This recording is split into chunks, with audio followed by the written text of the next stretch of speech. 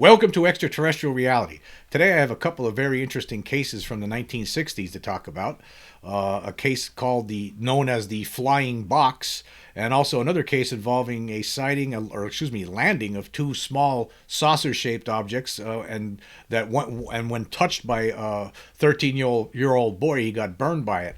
We're going to get into that a little bit later, but before we do, I just want to give a little update on the Las Vegas alien story, which I was talking about a lot this past week.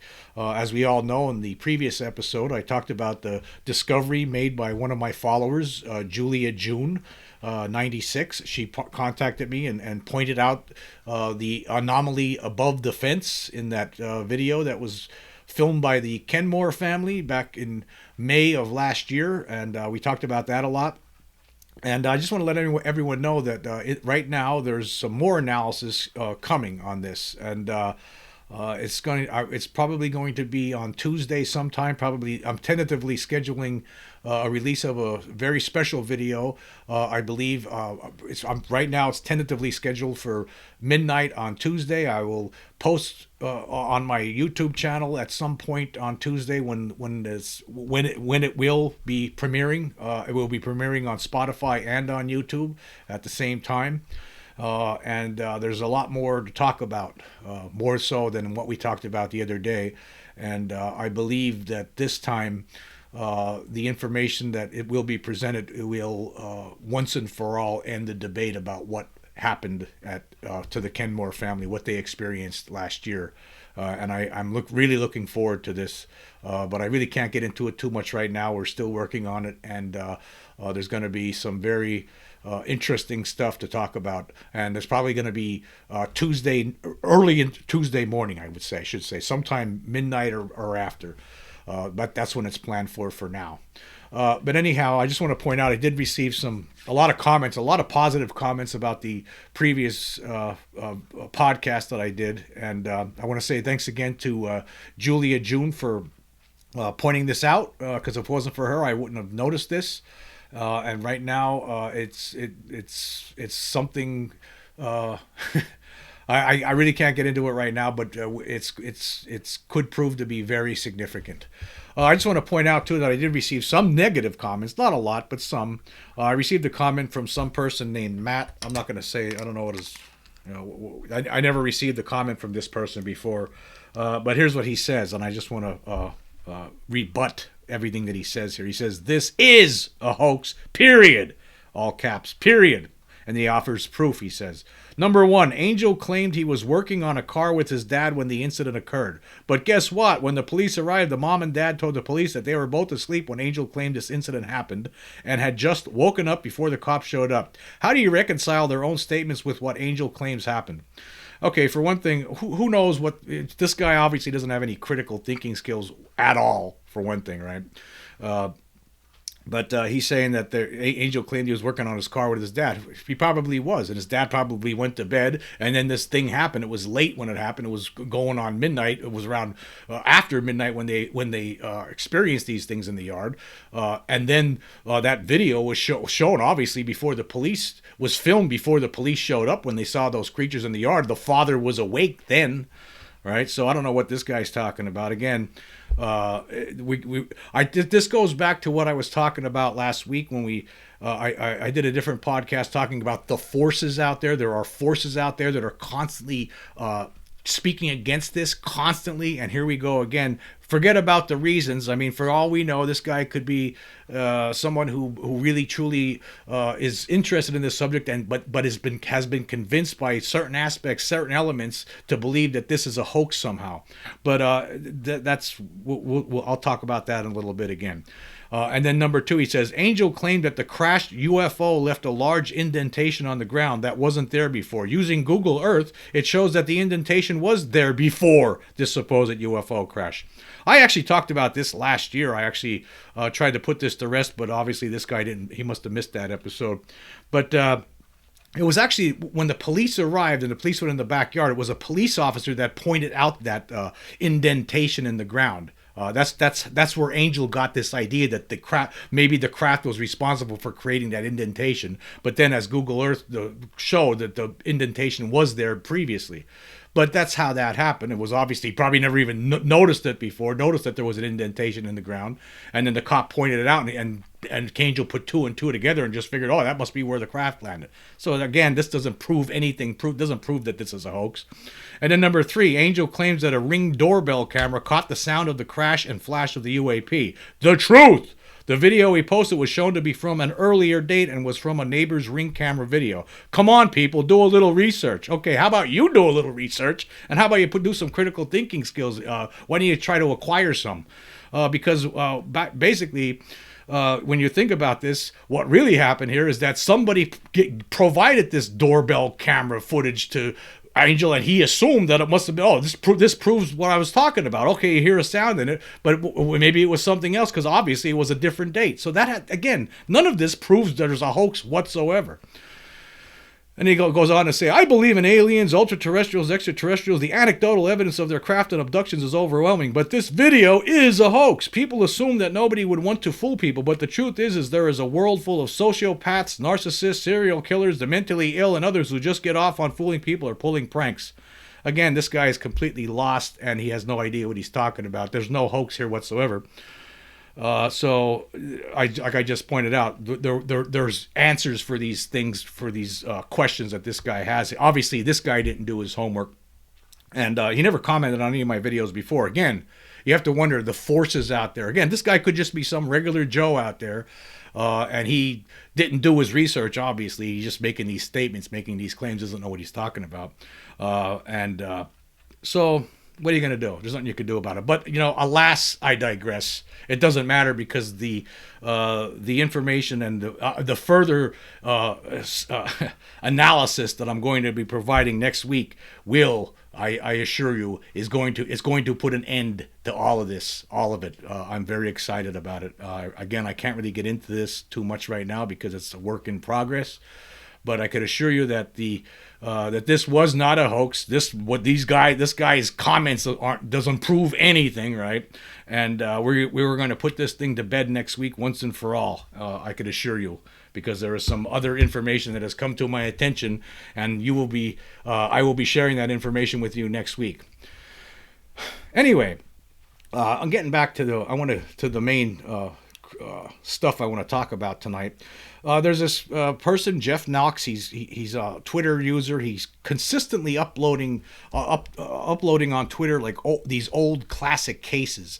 And a lot of these cases that he puts up there, I never even heard of them before, but there's a lot of data out there for them, and he comes up with it all the time. Newspaper articles. I'm going to leave a link to his Twitter page, so you could, if you're interested in following this guy, if you have Twitter X, if you're interested in following this kind of stuff, because he constantly putting good stuff on here, constantly. But some of the stuff that he just put on March 29th is very interesting. And it's always like today in UFO history. He does these today in UFO history, and then he goes back to some date back in the past and shows you some case that happened years before. And the first case that he has on here that I want to share and talk about and discuss and speculate about is one that's called the Flying Box, which happened on March 29th, 1966. I'll pull it up on the screen here so you can see it. It says here, a 10-year-old boy and his Dalmatian are walking familiar paths in a wood lot behind their home near Hampton Falls, New Hampshire. He notices something silver on a ridge. And right now you can see this series of images, drawings that were drawn later on to show what this kid saw. And I'll pull that back up on the screen later on so we can look at it. We'll just continue reading the story for now. And it goes on, and he says here, he notices something on a ridge and walks toward it. He sees an L-shaped box, long side parallel to the ground, sitting on tripod legs. His dog runs ahead and sniffs the boxy structure, and then, appearing uninterested, the dog goes off into the woods. The boy stops about 25 feet away, not sure what he is seeing. And I just want to stop there for a second. That's Ray Fowler. He's an UFO investigator. He was there on the spot at some point afterward investigating this. Anyway, continuing. It says, the object makes intermittent sounds and movements in the following minutes. Then a blast of air from the object sends debris flying. A short, high-pitched, then low-pitched sound is heard as the object lifts off the ground about 1 foot, stops, swings in a clockwise motion, and settles back on the ground. As you can see here, here's a picture that they took of where this thing where left marks on the ground. Anyway, continuing, it says intermittent electric-like humming sounds are heard until the object, again with a blast of air stirring up debris and the same sounds as earlier, ascends vertically. This time to about 10 feet, where it pauses, moves horizontally, pauses and rotates clockwise again, then accelerates straight up. On the final ascent, the sound increases in pitch and loudness. The witness's mother and sister, who were at some distance from him, also hear the sound. When the object moved horizontally, saplings directly under it swayed. 3 elongated imprints are found in the form of a triangle. Reportedly, plants do not grow in the area for the next 2 years. And then Jeff always seems to have his sources at the bottom of the page. I always do that too with all of my podcasts. I always put the sources of where I'm getting information from in the description. And he has it here. It's from NICAP. And Ray Fowler, who as an investigator for NICAP, investigated this, and there's a whole bunch of more information. Look at all this information you could check out here on this case that he has provided. Incredible. But this is a very interesting case, and I mean, look at this. I was sort of look at this series of drawings that were made for this. All the things that this box-like object did when after this kid saw it. It says the object at rest when it was first seen, it was just sitting there. It just looks like an L-shaped boxy object. And then at the number 2, it says the object rises 6 to 12 inches and hovers for a little bit there. And then number 3, it says the object swings around in midair clockwise and faces the witness broadside. The object descends, and number 4, the object descends and lands on the ground vertically. And then it's number 5, it says the object ascends 10 feet vertically, stops, then moves 24 feet horizontally. Number 6, it says the object hovers, just hovering there in place. Number 7, the object swings around a bit clockwise. And then number 8, finally, the object ascends straight up and out of the line of sight. I mean, you're looking at, for those who are listening to the show today and you're not seeing this, there's images of this drawings that were made by investigators of this case that shows this weird, boxy-looking UFO object. What is it? Some sort of a probe. It's probably too small to contain any beings, but, you know, what is this thing? I mean, and you know, these things, again, you read through these articles here, there's a lot of different information that's provided here. You can read through some of these old articles, and very interesting stuff. Fascinating, absolutely fascinating. What are these things? We just don't know. You can actually click on here if you want to read here's some stuff from a NICAP. The article that NICAP published, that was actually 6 years after the event happened. This article was published in 1972. And it says here, 6 years ago this month, a 10-year-old boy, while walking his dog in a wooded area near his New Hampshire home, made a startling discovery, a strange-looking UFO sitting on the ground in the woods. The case, uncovered recently by the NICAP Massachusetts subcommittee, remained unreported until December 1971 due to the extreme reluctance of the family, especially the boy's father, to become involved in a public controversy or be subjected to ridicule. Yeah, isn't that a shame how things are? I mean, people scared to talk about what they experience with these weird things, these weird objects, obviously constructions of non-human intelligence / extraterrestrials, no doubt. And they don't talk about it. It took all these years before this story we might not have ever even heard of this story if it wasn't for the family finally agreeing to talk about it years later. It says here, although the case involves only one non-adult witness and occurred 6 years ago, its significance cannot be disregarded. It is one of the relatively few UFO reports involving the sighting of an apparently foreign vehicle of unknown origin and purpose on the ground at extremely close range in broad daylight. Investigator Raymond Fowler, chairman of the Massachusetts subcommittee, in concluding his lengthy investigation and report of the case, remarked, "It is my opinion, taking all known data into consideration, that this landed flying object report should be placed in the significant unknown category." It says on March 29, 1966, at approximately 4:15 p.m., Benjamin Smith, not the youth's real name, was walking his dog along a route to a nearby pond. Ben walked this path a few times a week, according to the report. He was approximately 100 feet of the top of a wooded ridge when something caught his eye, a spherical glob of shredded or flaky silver material with tassels apparently caught in the branches of a tree. Moving off the path to get a better look, the youth noticed the tassels were affixed to the top of a vertical silver rod which stuck out of the top of what seemed to be a box. The rod was estimated to be about the thickness of a pencil and about 1.5 feet in length. Ben, moving closer to the object, thought at first it might belong to a local physicist who maintained his own laboratory nearby and frequently conducted experiments at a nearby field. Taking his eyes off the object for a second or two, Ben looked back and noticed the antenna-like shaft had disappeared. At this point, he was within 75 feet of the object. He continued to approach it. Meanwhile, his dog had also noticed it and had approached to within a few inches, sniffing at it but not touching it, according to the reports. The dog, after his brief investigation, continued along his way, seemingly unaffected by the object. By now, Ben was about 24 feet from the object. He stepped off the path and slightly behind 2 trees to get a better look. To him, the strange contraption resembled a large box-like object standing on tripod legs. Suddenly, without warning, there was a terrific blast of air from beneath the object. Simultaneously, there was a short, high, and then low-pitched sound as the object lifted off the ground between 6 to 12 inches, stopped in midair, and concurrently swung around in a clockwise motion and settled to the ground again. The maneuver, lasting about 4 seconds, startled Ben. As he later recounted to investigators, he didn't know whether to run or what he would do. Then, strange electric-like sounds came from within the box, and he froze to the spot.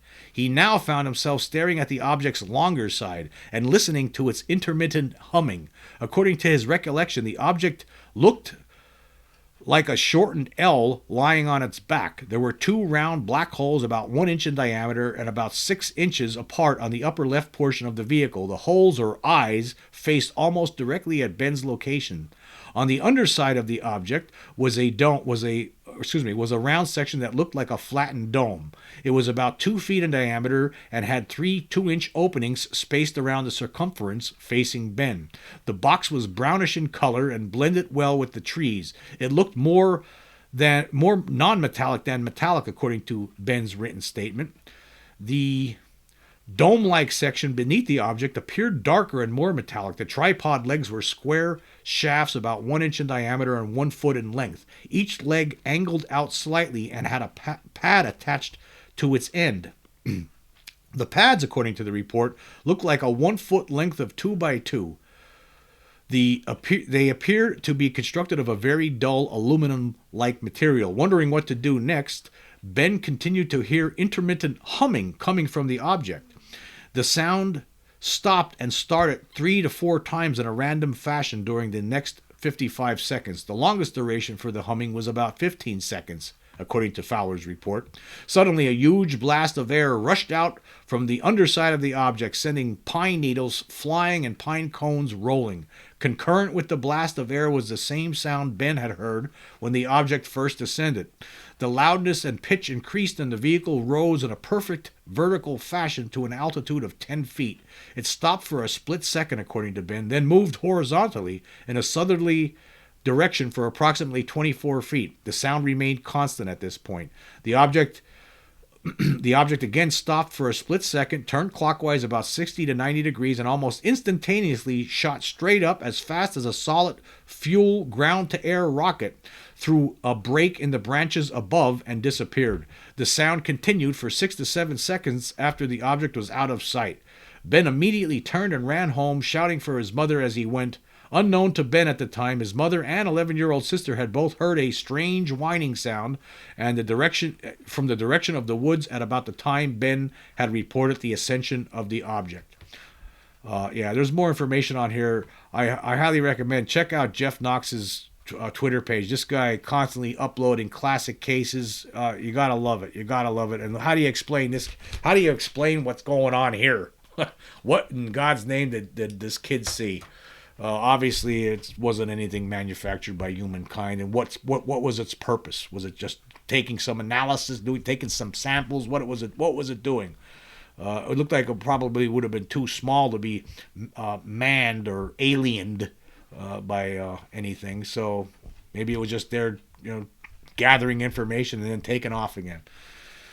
You wonder how often these kind of things happen and people don't even report it. Obviously, this one was one of the ones that almost did not get reported. And then he had another story on here. It was another case to talk about. Another a very interesting case where that was reported in various newspapers back in the 60s, and this one was reported in the Montreal Star on April 4th, 1966. And it says here, the headline reads, "Boy is burned by flying ship." Now, this is a very interesting story, and there's a moral to it. Anyway, let's go through it. It says here, this happened in Canada, in Hamilton, Ontario. That's the date line. It says here, a 13-year-old Hamilton boy has a curved burn on his hand he claims came from touching the antenna of a soft, glowing flying ship. Charles Cousins claims two strange ships landed in a field behind the Hamilton Mountain Police Station on Upper Wellington Street Tuesday night. Constable Arnold Peed, summoned to the home after the parents repeatedly questioned their son before reporting the incident, verified the 3-inch yellowish burn mark on the boy's hand. Charles said he ran behind a fence after seeing one ship land, closely followed by another. He described the objects as 8 feet long, 4 feet wide, and 3 feet high, with red, blue, and green lights set into the rim and flickering like a computer. The boy said the objects made a buzzing sound and lit up the grass around. Only one had an antenna, he said. It was thicker at the base and narrowed to the size of a nickel at the top. When he touched the antenna, a flash of electricity occurred, and he received a shock. His father, James Cousins, a draftsman, said he explained the seriousness of calling the police, but Charles was emphatic and could not be shaken. Last Wednesday, Laverne Emery, 18, and his brother Owen, 14, reported seeing two objects flying low over the city. Mr. Emery, an engineer, said his sons were extremely shaken up by what they had seen. They said that the object made a whirring noise, not at all like an aircraft. So there you go, folks. I mean, that's a very interesting story there. And we're just going to go back. I'm just going to take it back now to the posting that Jeff Knox had on here originally. Yeah, here you can see he has there was diagrams that appeared. Here was something that appeared in the Hamilton Spectator on April 2nd, 1966. This case too, on the same day. This case happened on the same day as the other case. This was on March 29th, 1966. That's the same day as the case with the the flying box that was going on in New Hampshire, and on the very same day in Hamilton, Ontario. 13-year-old Charlie Cousins was seeing something extremely strange as well. And here's some drawings that his father actually drew of this strange objects that he saw. You can see what they look like here. And for people who are listening to the show, there's nice diagrams of what these weird objects look like. Very interesting stuff. Here's another article about it. It says UFO burn fades. It says here, a mountain youngster who claimed he received a curved burn on his hand from touching the antenna of a softly glowing flying ship has had no ill effects from the incident, his mother said today. Mrs. James Cousins of 16 Levensden Place said that her son Charles, 13, was watched carefully for weeks after the March 29th excitement. At the time, Charles raced home after viewing what he termed two strange ships land in a field behind the Mountain Police Station on Upper Wellington Street. After repeated questioning as to the seriousness of his allegations, the incident was reported to police. A constable summoned to the boy's home verified that Charles had indeed a 3-inch yellowish burn mark on his hand. Mrs. Cousins said Charles was taken to the family doctor, who advised a test for radioactivity at St. Joseph's Hospital. The test was made 4 days afterward, and a Geiger counter failed to disclose any cause for concern. Blood tests also confirmed no ill effects. Tremendous interest in flying objects was aroused after Charles' story appeared in The Spectator April 2nd. People came from as far away as Vancouver to visit and talk to him, Mrs. Cousins said. We had to make sure he was not too excited or upset by the attention. He is a serious boy. She said Charles has never faltered in his account of what he had seen. If it was a lie, it would have showed up by now. We have great faith in our children. We knew the seriousness of what he was saying, she said. Yesterday, reports of unidentified flying objects over Toronto kept Metro and provincial police answering calls from citizens in the city and in the balmy beach area. Most reports said a strange noise could be heard, and one man said he observed a large green object flying over the city. In Balmy Beach, a policeman said he saw what appeared to be two stars flying parallel to each other, with one higher than the other. He said that they suddenly curved on a 45-degree angle and moved away erratically at high speed. Charles Cousin's claim was the first to include actual contact with a UFO. He described the objects as 8 feet long, 4 feet wide, and 3 feet high, with red, blue, and green lights set into the rim and flickering like a computer. He said they were hard and smooth to the touch, and I could not feel hot or cold, so they must have been body temperature. Only one had an antenna, he said. It was thicker at the base and narrow to the size of a nickel at the top. Radio commentators in the United States requested accounts of the incident on live shows, and letters from many parts of Canada and the United States were received by the Spectator. So there was looks like this was a big story at the time. But the lesson here is this, is when you see a landed flying saucer, your best bet is not to go near it, and whatever you do, don't touch it. Seems like time and time again, people who touch these things, they get injured. There's lots of stories like that. We've talked about many of them on this show. And if it happens again, people should know. If you ever see a flying saucer, any kind of weird object landed on the ground, and you don't know what it is, stay away from it. Whatever you do, don't touch it. That's the lesson to be learned here with this.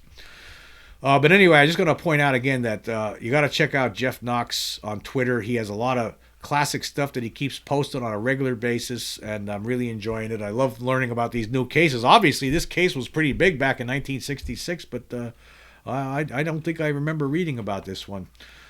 Two flying saucers, smaller than the usual kind you read about, but still. Two of them at the same time landed, and one of them has an antenna on it, and when he touched it, he gets burned from what feels like electricity, probably. But anyway, yeah, check out Jeff Knox on Twitter. He has a lot of good stuff. Anyway, I just want to say I'm really looking forward to next week. I think it's going to be a big week. Like I said, there's some stuff in the works, and I'm very excited about it, and I cannot wait to share it. And I think it's could potentially be earth-shattering news. Anyway, I want to say thank you all for joining me. Until next time.